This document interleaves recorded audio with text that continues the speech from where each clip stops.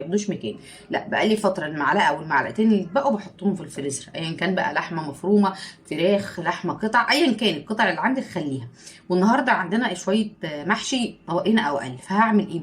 لو انتوا 3 افراد هتجيبي كيس لسان العصفور ده ب5 جنيه، يعني كل اللي انا غرمته ب5 جنيه. لو ما عندكيش اللحمه هتعمليه بمرق. فانا كل اللي انا جبته النهارده هو للغدا ب5 جنيه لسان عصفور. بما اننا احنا 4 افراد فانا هعمل كيسين ب10 جنيه. لسان العصفور ده 400 جرام ب5 جنيه، عشان الكيلو ب22 جنيه. واللي متابعني عارف حكايه الخمسه والعشره وازاي هتفرق معاكي. السايب ب22 ده لسان عصفور مكرونه شعريه. حلو كده. هعمل النهارده الغدا ب10 جنيه. ولو ما عنديش اللحمه كنت هعمل معاها مرقه وخلاص على كده مع طبقين الرز. انا عندي هشوح الكلام ده كله، هعمل احلى طواجن لسان عصفور.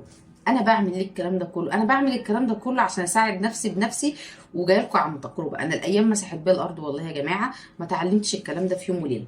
ادي حاجه. الحاجه التانيه ان هي نعمه ما تترميش. صلي على الحبيب قلبك يطيب. اكتبي لي ميزانيتك ايا كانت هي كام، وانا ان شاء الله بفضل من الله هعمل لك توفري وتدبقي 5 10 جنيه. هتفرق معاكي في يوم زي النهارده اهو. كل اللي احنا جبناه لسان عصفور.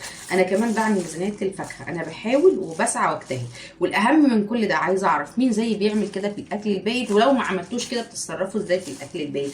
خلاص ما بقاش ينفع نرمي النعمه، عشان اللي بيرمي النعمه يعني. صلي على الحبيب قلبك يطيب. هوني على نفسك وعلى بيتك. انا ما بخربش بيوت حد، انا واحده بحاول وبسعى واجتهد.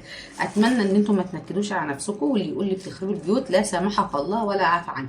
انا واحده بساعد نفسي، وزي ما بعمل في بيتي بعمل قدامك اهو، بقول لكم عليه.